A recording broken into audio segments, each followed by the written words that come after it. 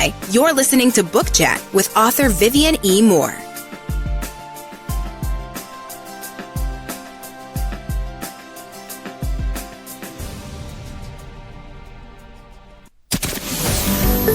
Welcome, everybody, to this week's episode. We really appreciate you joining us. This podcast really shows us how we can all learn, live, and thrive off of each other.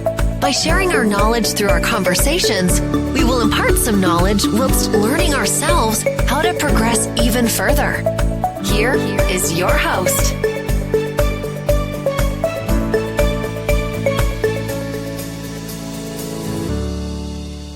Hello and welcome to Book Chat. I am your host, author Vivian E. Moore. Hope everyone had a great week, and I hope that you're having an even better weekend. All right, we're going to get straight to today's show. The title is, Why Does It Have to Be So Complicated? And the topic is, why authors simplify their words to reach a broader audience. Well, when you pick up a book, an article, or a blog post, you're not usually hoping to decode a puzzle of unfamiliar words, right? You want to understand, and more importantly, to connect. That's exactly why many authors choose to simplify their language, because communication is most powerful when it's clear, accessible, and universal. Okay? So we're going to talk about the importance of using words that everyone can understand. Okay? Because, in everyday language, we don't use complicated phrases or overusing words that are, so high up that most people, they can't grasp an understanding of what you're even talking about, because it's like you're talking above them, and that's not necessary for communicating. Okay, whether it's talking every day, speaking with people, or reading a book. Okay, so that's why we're going to talk about the importance of using words that everyone can understand, because language is meant to be a bridge and not a barrier. Okay, so when authors pack their writing with jargon, because you see that in a lot of books, and over academic terms, especially if it's not something that's dealing with academics or something that's dealing with a medical dictionary or anything along those lines, or even all of those long-winded phrases, what they do is they run the risk of shutting people out. Okay. And we never, ever want to do that. We want to make our writing inclusive. Okay. So on a level to where everyone can understand. If they can read, then they can understand. Okay. Because readers, they may feel excluded or just overwhelmed once that happens. And we do not want to do that. Because once that happens, the message is lost, and we never want to lose people. We want to gain their attention and keep their attention all the way through the book. Okay, so and on the other hand, when writers when they choose those words that everyone can understand, they open the door wide. Okay, there's enough room for everyone to enter, and that's what we want to do. We want to make sure that everyone is accessible, okay? Because a simple sentence, it can carry just as much weight and emotion and power as a complex one, right? So sometimes even more. But the point of writing, it isn't to prove how big a vocabulary someone has. It's to make an idea land, okay? I've had conversations with people, and I call it overcompensation. They want to prove how smart they are, how intelligent they are, when you can just simplify the conversation. Okay, because it's we're not trying to impress anyone, first and foremost. Okay, we're not trying to impress you with how many words we know, how many big words we can use in a sentence. To me, that's overkill. Keep it simple. And on a level to where everyone can understand, because we don't want to shut people out of conversations. We don't want to shut people out of, reading books. We want to make sure that, even a child on a certain grade level can read this book, and as a matter of fact, when we are getting ready to publish our books, there is a standard for, what level does this book consist of? Is it recommended for people with a, with the sixth grade understanding? Is it higher? Is it higher than than a middle grade book, and that would be for children, or is it on a level to where even an adult that may not be high on the academic scale can still read this book, can still understand what's going on in this book? So that's very important, and it's just something that that every writer, if you're writing a book and you're not trying to eliminate people from reading it, then you want to make it readable for any adult that can read and can understand, okay? Because that is so important, to never, ever eliminate people from your work, because you want to bring on as many as you possibly can, okay? So the first thing is why simplicity works is that it builds trust, okay? Because readers are likelier to stick with writing that feels like a conversation rather than a lecture. Okay, so if you're not sitting in a classroom, listening to a lecture, you most definitely don't want that when you're reading a book.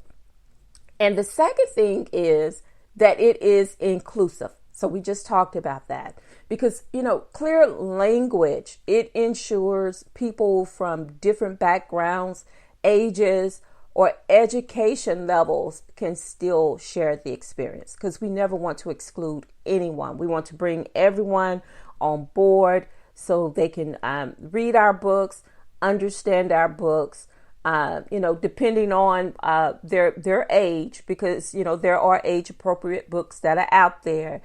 But, we're talking about books that is on an adult level. But, even if you're a kid and you can read, then, if the book is appropriate, then they can read it as well. So we want to keep it simple. Okay. And the third thing is, it makes ideas memorable.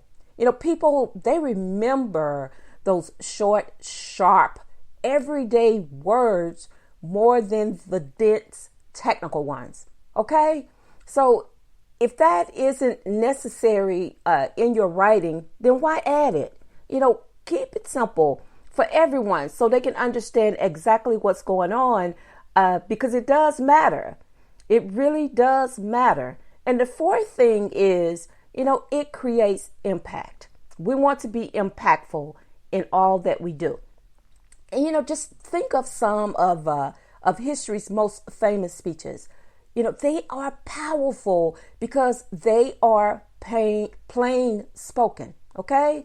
And not because they're complicated. If we think about some of those amazing speeches that were given by some of history's most famous people, we remember that. We remember certain words in those speeches because they were so impactful, not because they were so complicated, but because they were plainly spoken and they were memorable because of that reason.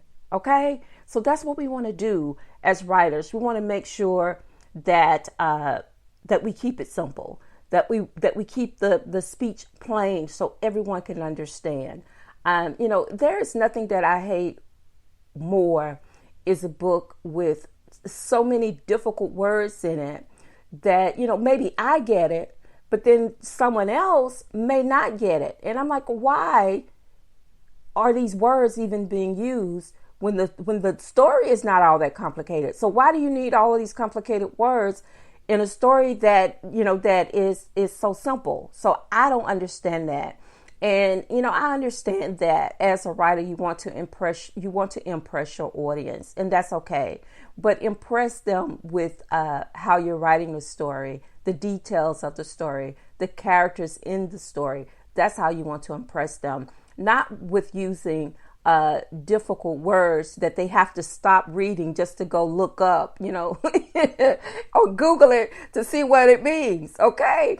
If it's a thriller, if it's a science fiction type of story or something of that nature, then of course you're going to have words in it that, maybe the average person wouldn't understand or maybe hadn't heard before, or if it's something that's dealing, with medical terminology and things of that nature, then of course, you're going to have words in that story that are dealing with those type of terminology. So yes, you have to go and look that up to see what it means. Maybe, not while you're reading the story, but perhaps, you can jot it down and then afterwards. But if you want an understanding of what you're reading, what the story is truly about, then yes, of course, then you may have to stop reading just to Google that word to see what it means. So that way you have a full understanding of what the message is in the story, what's been talked about in the conversation. So of course, you want to understand. So, along those terms, you can understand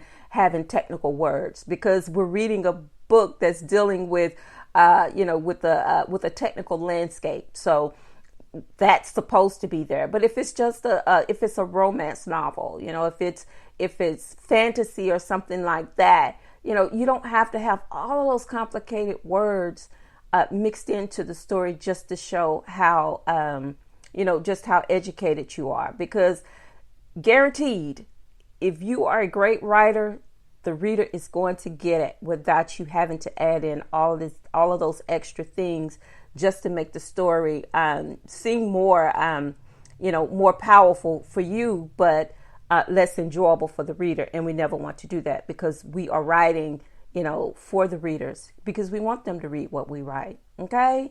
Writing for connection is more important than confusion. Okay. So you want writing for connection, not confusion. All right. So, every author should ask the question, do I want to impress or do I want to connect?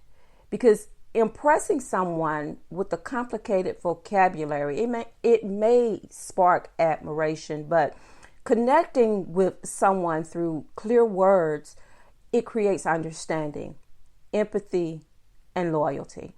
So the next time you're writing, whether it's a story, an essay, or even a quick email, pause and ask yourself, does it really have to be so complicated? Because the truth is, the strongest writing isn't the hardest to read. It's the kind that welcomes everyone in. All right, guys, that is the show for today. And I hope that you found what we talked about today not complicated, not confusing in any type of way, because that's the idea, to make sure that that everyone can understand. And I would appreciate that if you would listen, like, and share, because that is so important to this podcast. And I appreciate everyone who downloads on a weekly basis. Okay. And as I always say before I end every episode, remember to tell those who you care about the most how you feel about them today, because tomorrow is not promised and it may be the only chance you get to say it. So on that note, I love you. I hope you love me back. And until the next time you hear my voice, God bless you and goodbye.